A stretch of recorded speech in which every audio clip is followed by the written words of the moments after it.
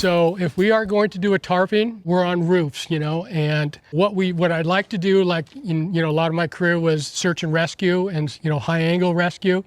And so we had a procedure that we did every time we went to a incident, if it was on a cliff area, and we do it with the bridge every Thursday when we're out there.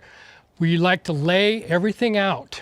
So we get all our ropes out, we get all our harnesses out, we put them on a tarp, and then we just sit there and we look at it. Even though we used it yesterday, this is brand new, we use it, but we still want to look at everything because things get messed up, hooks get, they get undone. And so we want to go through all that. We want to look through the ropes. We used it yesterday, but we've scraped it, like on the sides of the roof right here, and so it could be damaged. So safety is the number one thing that we want to do. You guys are number one. It's unfortunate that the families are going through this, but again, number one is for our team to be safe. In search and rescue, we have a saying that your misfortune is not to be our demise. And so we want to take care of you guys first. And so we got 2 harnesses, we got 2 ropes lines. When we go up, we want to be safe. We're not just walking up on a roof right here without any harnesses or anything like that. We've done that. But again, it's hot, and sometimes you might get dizzy. You just want to fall, and so we have, exactly. And so we want to be as safe as we can because OSHA with roofs 10 feet high is considered the death zone. So if you fall off a roof, you could die if you hit your head or whatever, not that you would do it every time. So we want to be as professional as we can when we go to a disaster. And so again, we're going to go ahead and we're going to go through all our stuff, look at the helmets, look at the ropes, and again, we'll get all our tool belts I have, for people that are up on the roofs and stuff like that. Usually we're going to have about 8 to 10 people, on a incident or, a tarping. And we only want to have 4 people up on the roof at the most. And 5 people, because it's going to be 4 of you. And then either myself, Elijah, Max, or even Joe will be sort of roaming and sort of guiding what we need to do. Because again, you're up on a roof and it could be a little bit windy, and you got this big old tarp, whether we're doing a small patch, and sometimes we get tasked, and that's okay, because we just go with the work orders that are given to us. And we go to the house, oh, a branch just went through the roof, so we got to make a small patch. Or this roof has just been blown off, and stuff like that. We need to tarp the whole house. And I think Allie sent out some photos of some not good tarping that we've had to go and fix again, and so we want to do it right. We've trained with FEMA on how to do roofs because the tarping has to last for a good amount of time. Because in a disaster, there are only so many roofers that are in the area, and it's kind of hard for out-of-state roofers to come in. It's a big process to do that. So the roofers that are in, say, Rockport, Texas, it might take 8 months to get to your house, to roof it or patch it. And so these tarps have to at least, be able to withstand the everyday thunderstorms, rains that they get, or, other storms, it has to last. And so FEMA's come up with this way how to tarp a roof, and it does work good. If you do it right, it will last because it's snug and it's up against the roof. So again, the different tools that we're using ropes, lanyards, right here. So you're going to be safe if you fall. You're only going to go so far. And Joseph and I are going to go up and demonstrate how we're going to, set it up. And if anybody wants to go into a harness, we'll put you in a harness and have you walk up there just to see. This is like a 512 pitch. They're 412 pitch, 512s all the way up to steeps. And so we don't know what we're going to get into. So we want to be as safe as we can. So that, again, safety is the number one issue.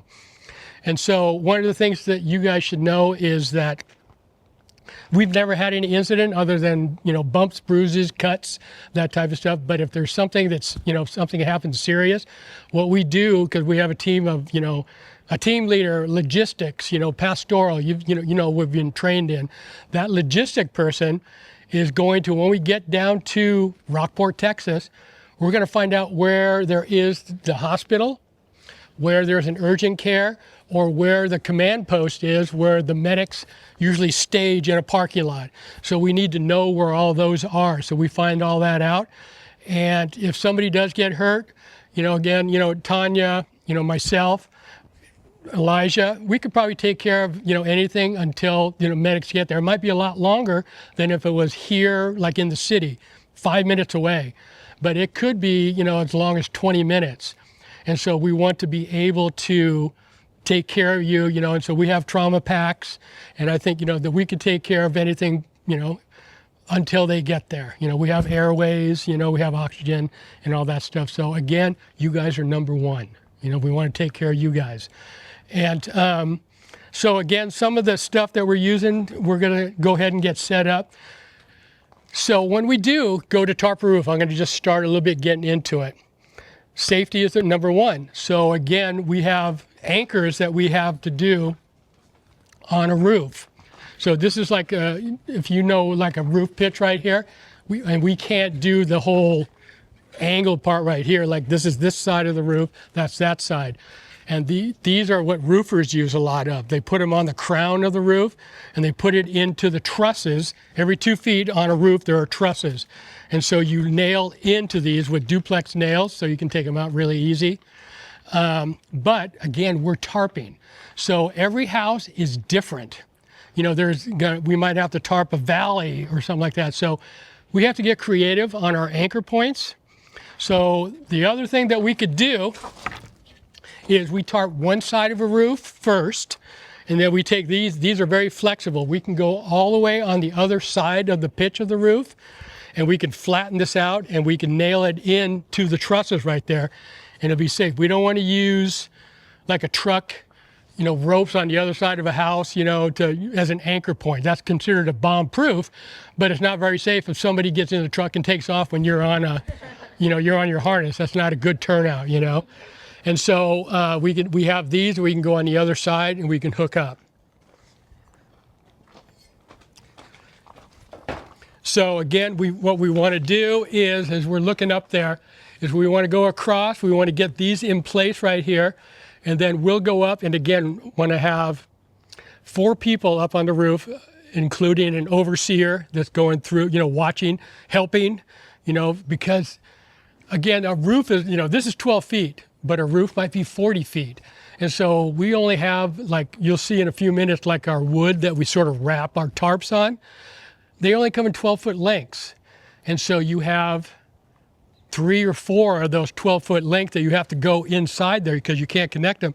So that's where all the team, the people that are on the ground, the support team that are cutting pieces of wood for us, they are going to be down there, and then once we get it done, we're all together going to be wrapping. And there's a specific way that we need to wrap this tarp so rain flows off the roof and not goes into the valley and just sort of puddles up right there. And again, the way I have this tarp set up for this, most houses, what do most houses have on right here? They have gutters, so we can't put, we can't rip the gutters off and do it. And so we put it like right around here on this, close as we can to the edge. So water can run up of the tarps right there. And the same thing, the wrap on the other side of this crest is the same way. You're wrapping it so it goes over. And if we're doing a whole house, we're doing the same thing, but we're just overlapping the tarp that we just used. So again, this is the lifeline. This is what we're hooking into right here for the safety, and you guys are going to be on this, and we'll show you just in a second. So turn around. So basically, this is a lanyard right here. If you happen to fall, and you happen to fall, let's say over the edge right here, you're only going to fall 6 feet. And it's not like it's a static, so you're going to just go this deep, and that's all you're going to go. And so again, it's your safety. And to do it, you can sit here, and it's just a handle. As you could walk all the way around the roof with this wherever you want to go. And it's a hassle. I know it's a big hassle, doing it, but it's safety. It'd be so much easier, like on a 412 pitch, just to walk around, just, and be safe. You probably would be safe, but still, we want to be safer. And again, we don't know what's going on with the roof. Is there a soft spot that we can go all the way through? So that's why we have, myself, Joe, Elijah, Max, we'll be doing a safety check first. That's what we want to make sure that it's safe to even do this. Like if there's water around this whole house and it's a swamp or something, it might be something that we don't do, So, and that happens, and that's unfortunate, But again, number one is our team. Like we were in Rockport, and we went to a house that needed some tarping, and it was surrounded by water, and there was metal. Sure, you're going into a bad situation, but this was really bad. Carl Ladd, our former director, he was talking with the homeowner, and I'm up on the roof, and there was another gentleman, John Lemus, and we were both doing safety. And, again, that's where situational awareness, just watching each other, watching each other's eyes, me and John just go, man, no, we can't do this. And I just look at Carl, and he looks at me, and I just go like this. And I just walked away, and Carl just went on this conversation and said, hey, this is looking too dangerous for our team. We're not going to be able to do it. And it's a sad thing, because she was a shrimp fisherman. And this is all she had, and nobody was coming to help. But we made sure to let Operation Blessing know that this lady needs to be dealt with. So as the water starts to recede, hopefully somebody got there. So there are times, that we can't do it, but, we're going to do our best, to do it. But again, we're going to do a safety. We're going to do a walk around. Some houses, again, for safety, even though there are wires right there, and we know that there's no power most likely in the area, but every power line is a live line. Always think of that. Every line is a live line. And on some houses that the power pole is like right on the roof right there. And so that's something that you have to think about, even though, we all know in the safety check that, yeah, the power is dead, it's not there, but always just remember that, yeah, it could possibly be, And so what you're doing, and again, one thing with ropes, any rope, in rescue, is don't throw it on the ground like this. Like if, like a carabiner, like this. If this carabiner in search and rescue, we use steel. We don't use aluminum. If it falls on the ground, it literally right away goes off, out of service. And so you don't step on ropes. They're laying around, just step over them because it's just not good to do that. It's just, it's protocol in search and rescue and stuff. So just being aware of that. So again, with help from everybody. So again, remember which one you're tying to right here. This is your lanyard, this called. And here on the back of you have a hook. So what you're doing is you're taking this right here and you're hooking it in, and you're solid then. Okay, so now, Joe, yep. What I'm going to have you do is he's got to see, one of us or somebody has got to walk up there without any protection. And so, again, we're pretty comfortable walking on roofs. We've done it. And so one of us is going to take care of getting the ropes set up. So go on up there.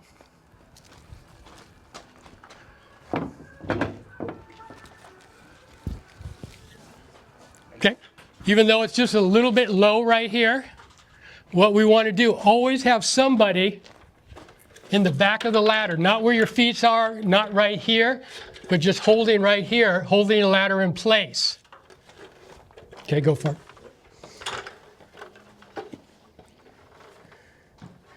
And again, OSHA is your ladder on, going just like we have right there, is usually has to be 3 rungs higher than the roof. And what that does is it makes it a lot easier to, when you're going up, you got something to hold on to, you got grip. Where if it's down really low, you're always going down to the edge of the roof and you go, ooh, where's that at? So it's just a handle as well, just something better to use. What noise did you make, Ron? Okay, so, yeah, and so right now he is actually whoa, and I'm stepping on it. He is actually hooking in to this right here. Even though this is an eye bolt, because this is something that's always just going to be here, but he's hooking into this right now. And these are what we call like 100 nail plate, even though it's not 100 nails, but these are called duplex nails. So when we're done, we could just use one of our claw hammers, and instead, you know, it's prying them out, you just grab it and pull it out. Good? Okay.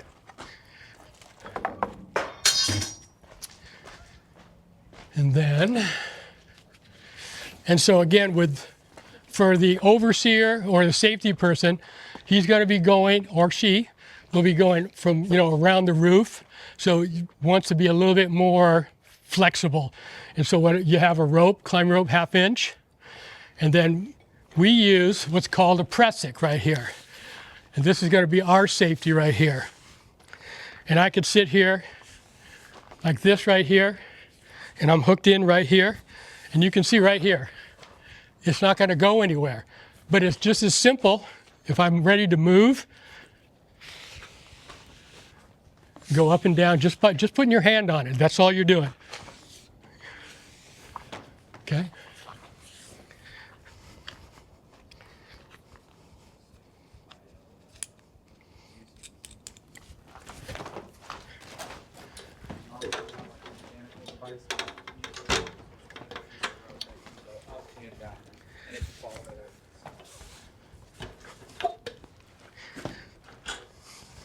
You're gonna tell us what happens if you fall wrong? Or if you just take and go, whoa! But you can see, you know, I could literally be on the edge of the roof right here and be safe. I'm not going to go anywhere. And then if I want to move, it's just that easy. And I could walk around very easily, you know, just all the way around here. Okay? So safety-wise, we're all set up. We got our rigging in. The safety person, overseer, he's all hooked in right here.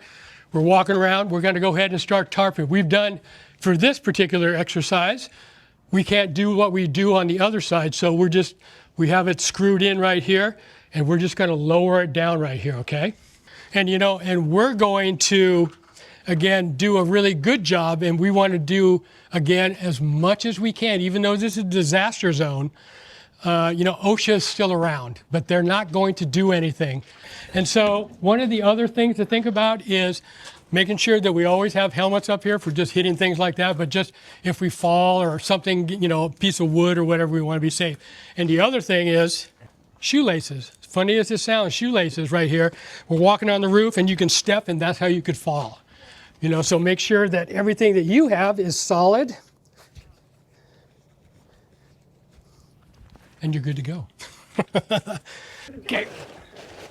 So we've done like the other side of the pitch of the roof, just like this, and we've already wrapped it on the other side, a foot or two on the other side of the crown of the roof. The crown is that right here. The tip of the roof, you know, like when you have your trusses, the very top of the house where most people have vents in their roof right here. And so it's right here. So we have it 2 feet on the other side, wrapped. And then if we're, like I told you before, if we're doing two sides, then we just sort of overlap that on the other side, coming the other way. Okay?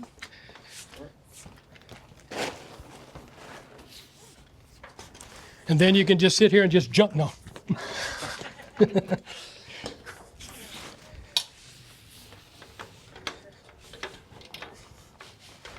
Okay? Ready? Yep. If you're doing a roof this high, you're probably doing the doghouse, so I don't know if I'm taller roof. Probably 95% doghouse you're working on this time. And so Joseph is going to actually just show you what you guys are going to be wearing and how it works up there. So, Yeah. And again, he could walk on the plastic. And remember, sometimes we have to walk on the plastic. It's slippery. And so if it's been raining, you got to be really careful. And that's one of the other things safety-wise. Again, down in the south, every day they have thunderstorms, rain showers, or whatever. And so if there's thunder and lightning in the air, we don't want to be on the roof. And so we go ahead and just get off.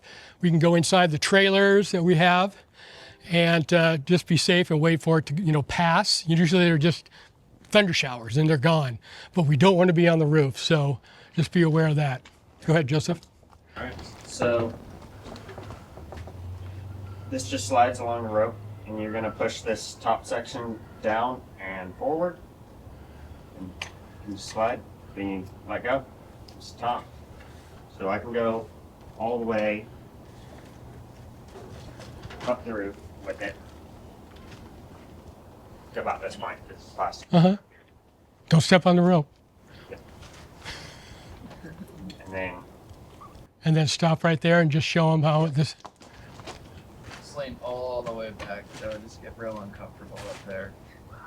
Wow, Joe, what great. So knowing that, you know, you are safe with these ropes. So the biggest thing is trust your gear. Ron, is there a reason, like, what he has on versus what you were wearing? What's the difference and why do you wear what? So these are going to be for the team.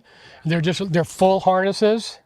And we're pretty much comfortable in these harnesses right here. We're going to be the overseers. So we're going to be sort of going back and forth. And it's just a lot easier dealing with the pressic, you know, walking over here, waiting, or helping, whatever it might be. So it's just an easier thing for us. As supervisors. Yeah, supervisors, to being able to sort of walk around, exactly.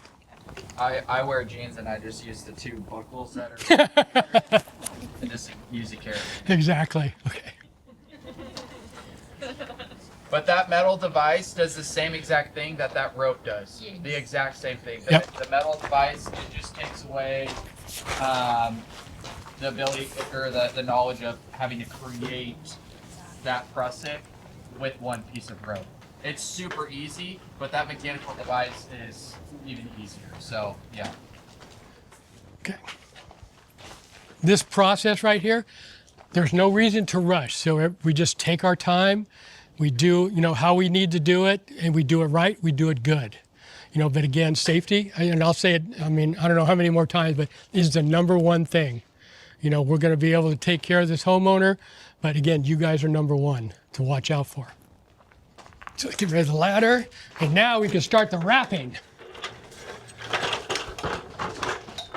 So we use basically 1x2s, and they come in pretty much 12-foot section or 12-foot lengths. And so this is what we have to do. Sometimes, like I said, if we have a 40-foot, you know, length of roof, we're going to do 2 or 3 of these. And this is where it gets hard because we don't attach the next one right here. We have to hold it so everybody's wrapping at the same time, you know.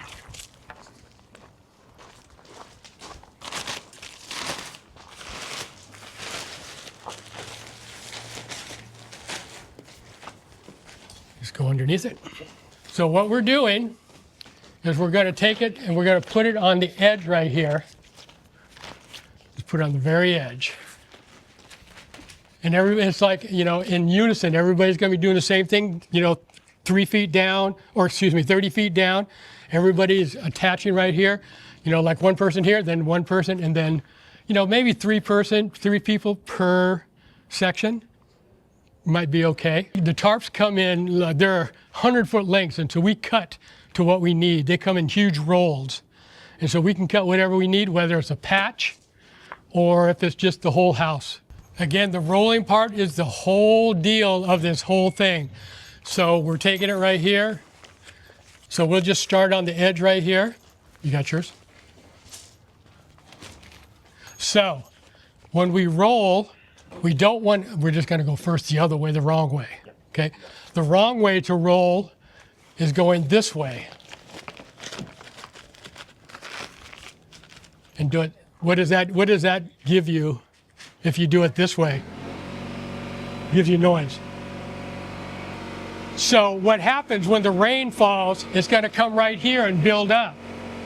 So you don't want to do it this way right here. So go ahead. So we put it underneath here. We take it and then we start to get the roll, and we roll underneath it. Okay. And we do it all at the same time. Sometimes it's not all that easy because, again, you got 3 or 4 of these lengths that you're doing it, but everyone's got to work into unison because they're on 3 or 4 ladders, 5 ladders. You know, because this is like this here, but a real house is 8 feet, 9 feet, give or take, and so we all have to be on ladders doing this. So we're sitting here like this, and we just wrap it like this. And then always remember, we can, you can hammer it here, but if we can find out where the trusses are, we can go ahead and nail right into the truss. And again, I was telling you, these are duplex nails, so when a contractor does get to the house, he doesn't have to fight to, pull out a nail. They're called duplex nails, and they're only going to go halfway or to right here. He can just take this nail and pull it out. Go ahead and...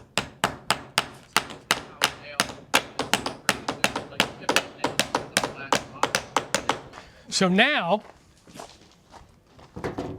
why don't you go ahead and go and stand up here, and we'll do this right here. Yep. So then what we do, we have the sides of the house, because we have this, flipping here like this, and that's not going to do any good. So what we have, whatever the length of the house is, again, they come in 12-foot sections. We might have to cut it. That's where the support team down on the ground is going to, cut for us, or whatever you might need. And so for this particular exercise, we got just 8 foot. And so the same thing here. So what you want to do here is we got over, because we went over a little bit far right here. So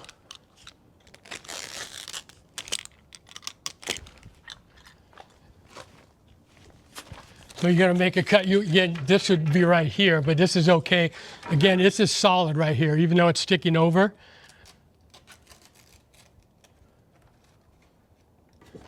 And we're doing the same thing right here. Put it up here. Underneath. Again, let's get one roll on it. And you get one roll, and then you can sit here.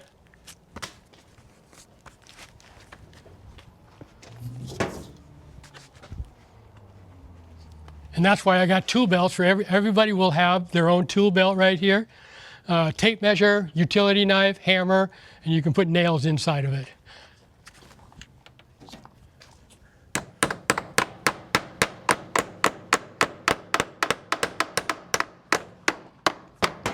Remember, on your house, you always have an eave, right? You got your wall of your house, and then you have the eave that comes over. So there's no worry about leaking. If something happens right here, this is not an issue right underneath here. And so again, you can tighten things up, make them look neat. And you do the same thing on the other side. And you can see that this is pretty taut on the roof. And it's going to last through, again, it's not just a nail here or there. Every foot and a half, put a nail in it. Again, we've got plenty of nails, so you can't use too many nails, let's put it that way. And just going all the way down, and you got a tight fit. Water is going to come over, and it's just going to fall right over. Some houses don't have a gutter. And so then we could come over here and wrap it down onto here if it doesn't have a gutter, and just do the same thing here. But this works just as fine because we have the eave right here. There's no water damage as possible to do this.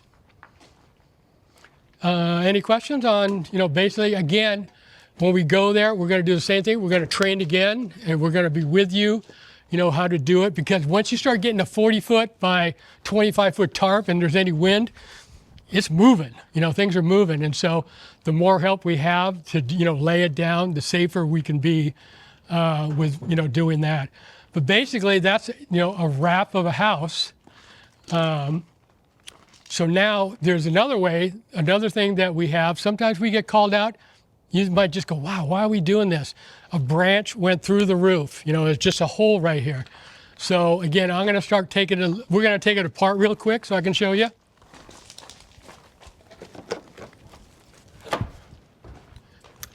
And you can see how easy it is for the roofer to be able to get it out.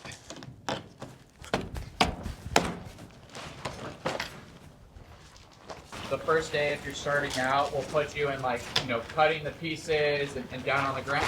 And then, you'll transition to going on the roof and you'll have a specific job. That way you're not required to know what's going on.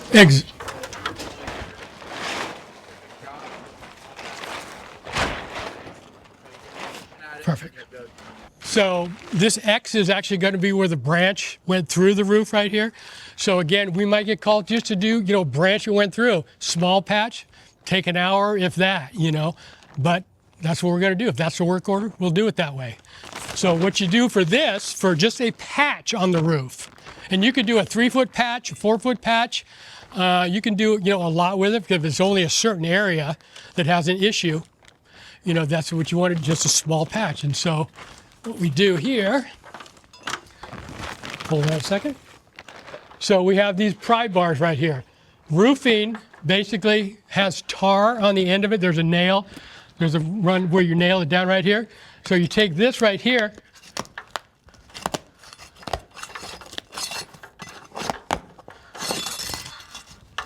and just pry it underneath the roof.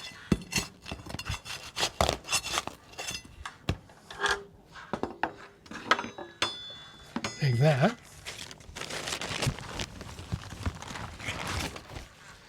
Then you're just taking the small patch right here, like if it was a branch right here. Again, you could go bigger and it's okay. There's no side other than you don't have to do 8 feet, but if you do a little bit larger, it's okay. But you take that,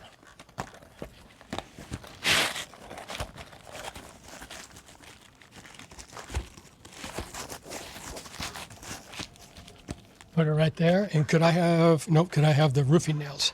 Yeah. Again, these are roofing nails. This is what's underneath right here. You can't see them because they're embedded, but they're right here. So you can take these and go like this.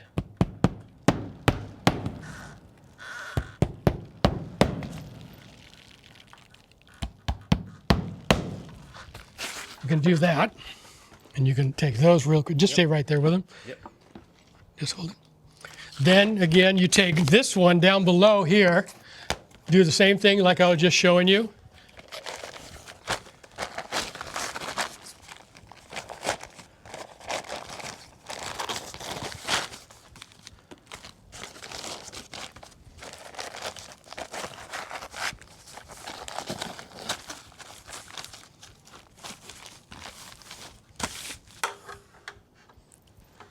And just go ahead and nail those right down in here. And again, it doesn't have to be on the truss. It can be on the roof because it's not going to do a lot of damage because these are, your plywood is 1/2 inch. You got your rock or your asphalt shingles that are, 1/8 of an inch, 1/4 inch. So it's not going to hurt anything. But again, you just want to be solid with it.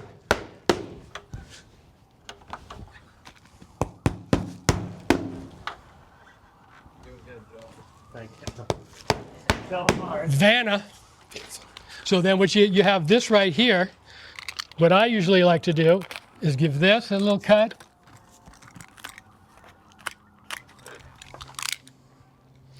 And then you take it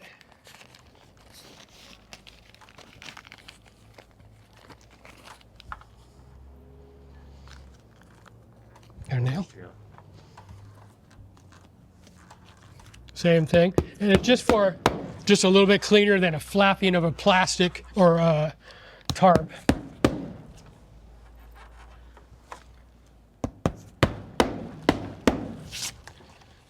And basically that's it. And again, water will run over and just run off.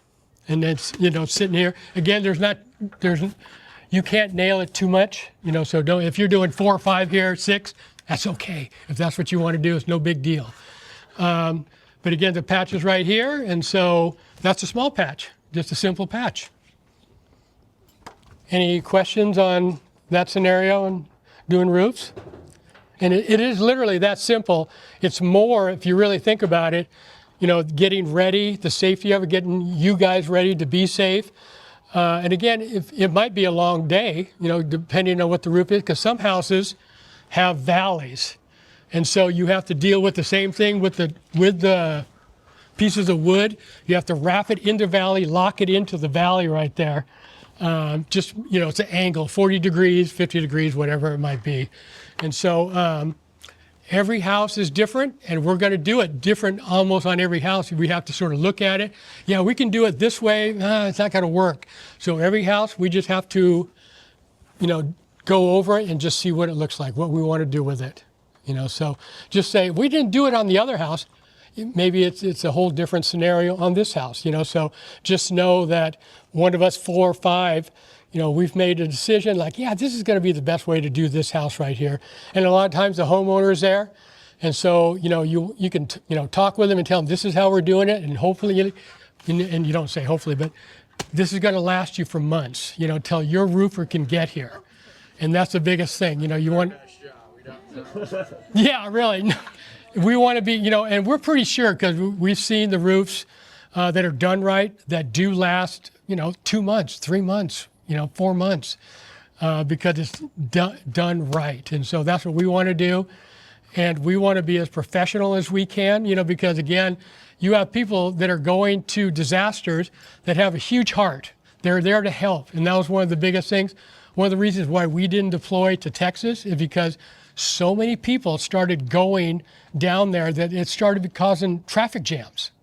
And so we don't want to be a part of that, you know, and we don't just go in and say, you know, this or we're Bethel, this is what we're doing.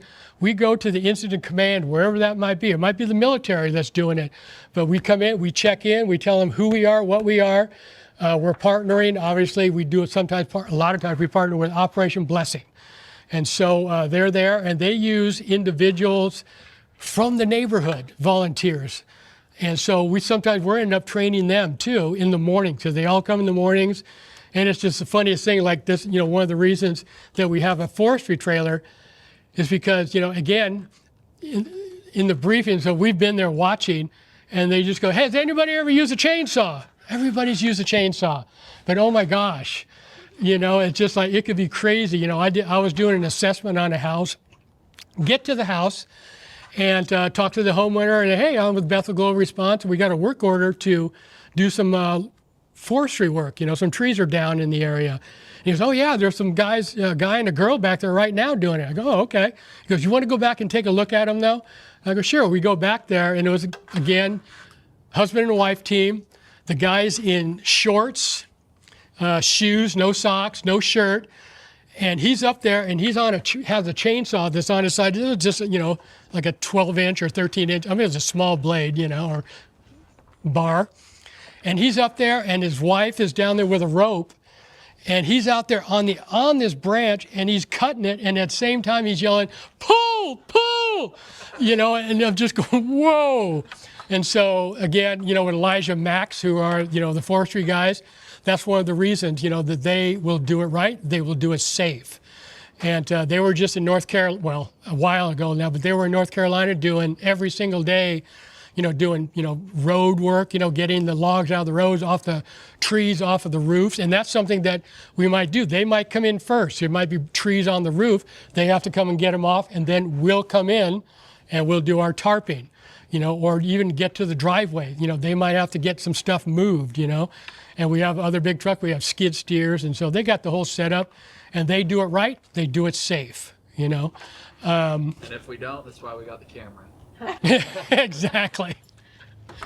So, any questions at all? What about concrete tile roofs? That's, I mean, usually, I mean, concrete tiles are down in the South, that's not very prevalent. You know, it is in California, you know, the California style and stuff. That would be something, you know, I really don't, I mean, other than tarping it the best we can because you might have to break some, you know, tiles to get to the roof itself because it's just, you know, like we see like California style, Mexican or Spanish style, you know, the round that are there and they're stacked. We've never had to do that. Down in the South, it's not usually like that. It's always, you know, comp roof and stuff like that. But again, every house is different. We have to make a decision on, you know, what we need to do. You know, so that's the first thing is we talk with each other, you know, what do you think, you know, how it's going to be and stuff like that. And so, again, for the safety. Any pitch angles that you will go on? If it's like an A-frame, that would be really hard, but I think we could still do it. I don't think, you know, 12-12 would be the steepest that you have, like a A-frame, you know, A-frame cabin that you see to go from the top all the way down to the floor. But, you know, the one good thing, again, besides the 10 feet, you know, it's just right there looking at you. You know, so ladders, you know, might be the good thing to use, but again, down in the South, that's not very prevalent. You know, 312 pitch, 412, 512, 612, that type of thing is probably the biggest pitch that we're going to be able to see. Yeah, I mean, there's really not much more there, you know. And what I would say too is, you know, you have to work within the skill and ability of your team. Yes. And so, you know, we never want to work outside of our ability or outside of our skill, no matter what we're doing, right? If I'm a nurse, I'm not going to go play doctor on someone if I'm just a nurse. Does that make sense? And so, if there's a roof, sure, a roof, you know, professionals can do it, but that doesn't mean that that's within our team's ability. And we're never going to, you know, if you're uncomfortable or any of the team is uncomfortable going up, we're not going to have you go up there. You know, we'll coach you, you know, hey, it's really safe, you know, do you want to just go and try it or whatever? Again, we have time. You know, people have a tendency to, you know, want to go in. Once you get there, you just want to go, you know, crazy and just go, go, go. Just taking your time, you know. And so, again, when you're up on a roof, it gets hot, especially down there. You know, it's 90 degrees humidity, you know, 90% humidity. And so it's hot. And so we always want to make sure that our safety person that's on the ground, you know, watching everything that's going on. Even, you know, if I am or Elijah's up on the roof, somebody's down there watching everything that's going on. Like, whoa, watch out for that, you know, that type of stuff. But he is the same time, or she is saying, hey, you guys need some water, because you need to drink water, especially when it's that hot. And what we usually do, or what we've learned is, for us anyway, is when you're drinking water is to have 2 waters to 1 Gatorade.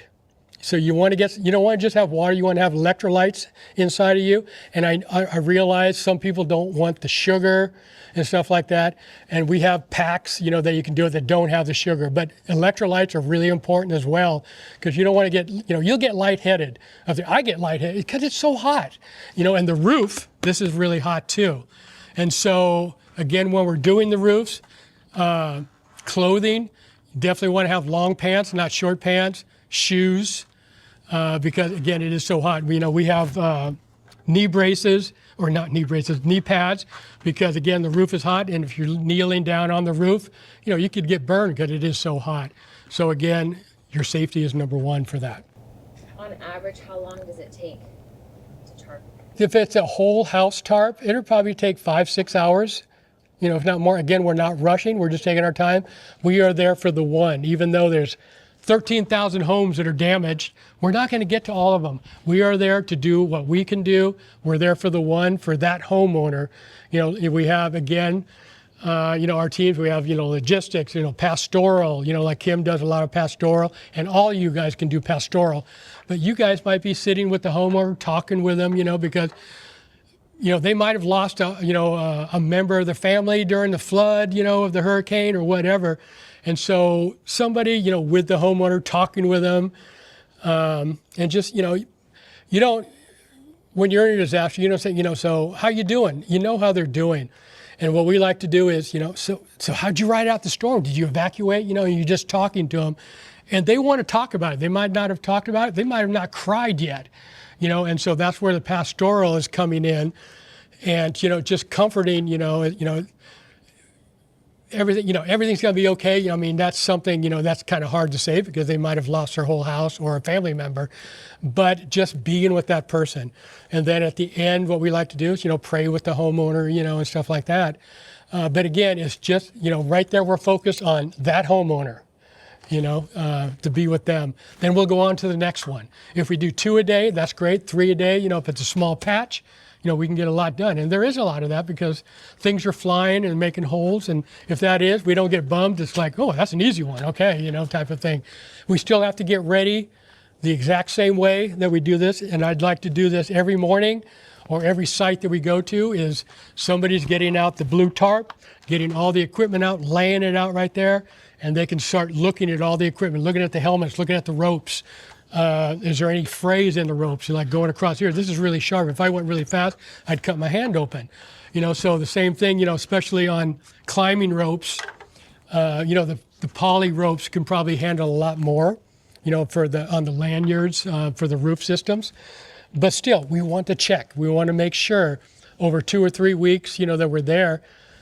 it could get, they could get worn. So we want to check it every single site that we do, same way every single time. That's about it for tarping. As simple as it seems, we want to do it the best that we can, as tight as we can. So, water just rolls off. And so, it really is that simple. I think, the main part is the safety part. We want to be safe, what we're doing. We want to continue on for 2 or 3 weeks every day, And so, yeah, so that's pretty much it for tarping. So mud outs. So a mud out is basically, even in a hurricane or like the flood that just happened, storm surge or just 50 inches of rain. Rain comes in and fills up houses and stuff. When the water starts to recede, the inside of that house is just a disaster. And so what we do is we go in there and we're pulling up floors. Literally, we're pulling up wood floors, taking drywall out. And I'll explain a little bit about drywall because most houses down there still are drywall. There is some lath and plaster, but mostly drywall. And so we go into a house, we start taking things out. And in a disaster zone, literally taking stuff out, we just have to take it to the curb. That's all we have to, we don't have to dispose of it. We're just taking it out to the curb. And again, we want to be very conscious of the homeowners. Usually they're helping us. We don't want to be taking things out. This chest could be totally damaged, but it could be an heirloom.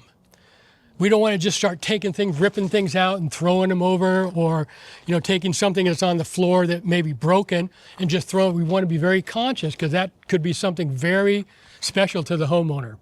And so we just want to, take our time, get stuff out. And so again, safety-wise, there's not a lot of safety in there. Is dependent on what you want to do. We call it muck out as well. And so we have boots that we put on because there's a lot of mud and stuff like that we have. And so we do have Tyvek suits. Now just remember, you don't have to wear the Tyvek suits, but some people are very particular about, contamination and stuff. But man, it is hot. Especially you get into these things right here. We do fires, we do ash outs. And even down in LA, we were there for 3 weeks and it was only 70 degrees, 80 degrees. Man, you are sweating, your body, these clothes are drenched in there. And so it's something to think about, You don't have to wear them, but if you want to wear them, we have them available for you. Otherwise, you're definitely thinking about what you're wearing, if Yeah. it's going to soak through, and if it's going to be. Right. So you mentioned the possibility of lath and plaster. Is there someone that goes in to assess for? That's us. Exposure, and do you have breathing out? Yes, we do have respirators, and they're the good ones that we use in ash outs as well, because in ash outs, we're in the ash and all the contaminants. And so you're digging and there's ashes and dust going everywhere. So these respirators are really good. And sometimes they're very uncomfortable, and it's okay to take them off. But you're smelling mold. And one of the biggest things that will wreck your day, and that's one of the things I was talking to Joe about. You go into a house and you start taking things out, you're in the kitchen, open the refrigerator, your day is done. Because we're not going to leave if you open the refrigerator door, but oh my gosh, that is some of the most rancid stuff, that's been in the heat, humidity, the floodwaters. And so I was talking to Joe, and I think what we're going to do is just have duct tape or red tape, and we'll just tape it up. So the first thing is, we're doing safety. So we're going to have the safety person walking around the house to make sure every wire is a live wire. There's gas, most likely, the propane tanks or whatever. So we're just doing our safety checks to make sure.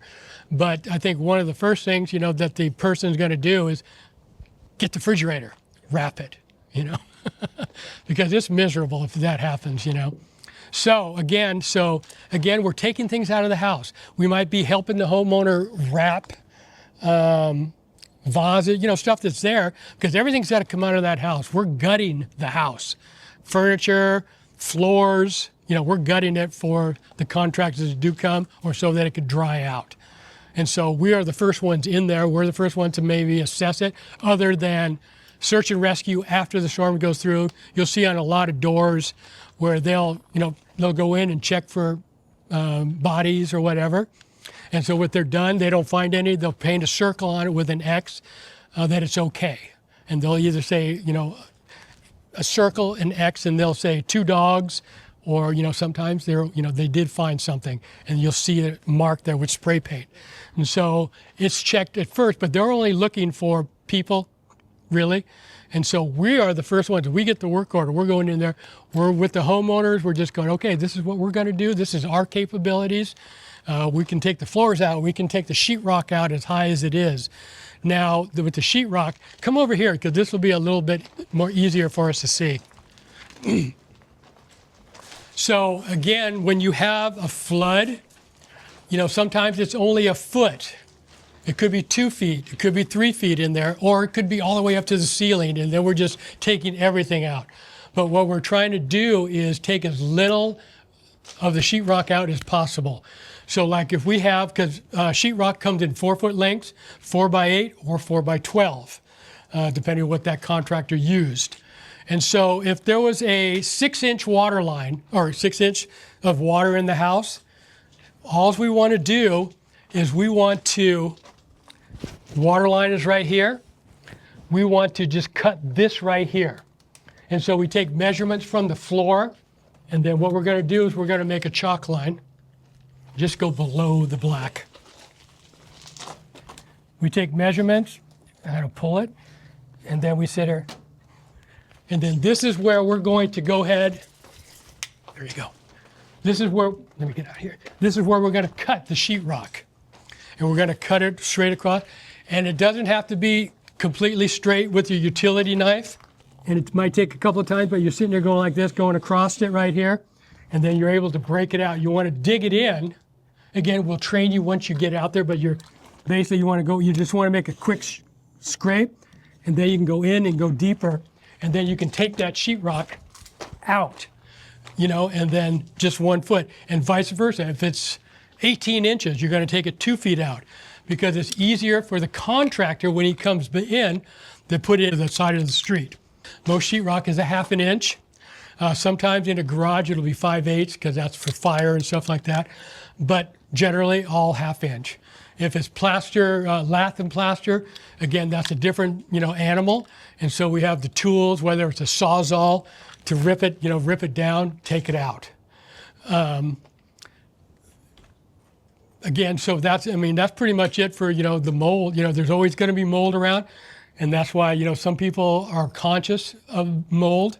Or they can feel it, like I could be in a house and it doesn't bother me. I don't know why, but some people might have a little bit more of an issue and want to have a respirator on, and that's okay because everything is a hazard in there. You're walking in there, you don't know what was in there. Bugs, there could be snakes, and stuff like that. And again, that's why our safety is going through the house looking for critters and stuff like that. You see pictures after floods of salmon in the streets, that type of thing.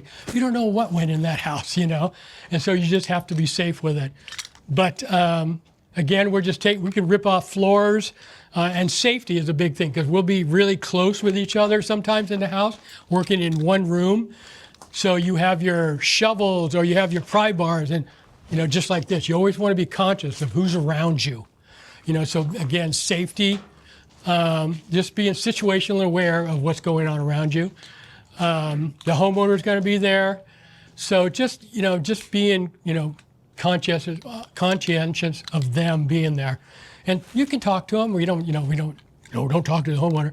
You can talk to them, and just, how are you doing? You know how they're doing, but everything good or whatever, just having a conversation is okay.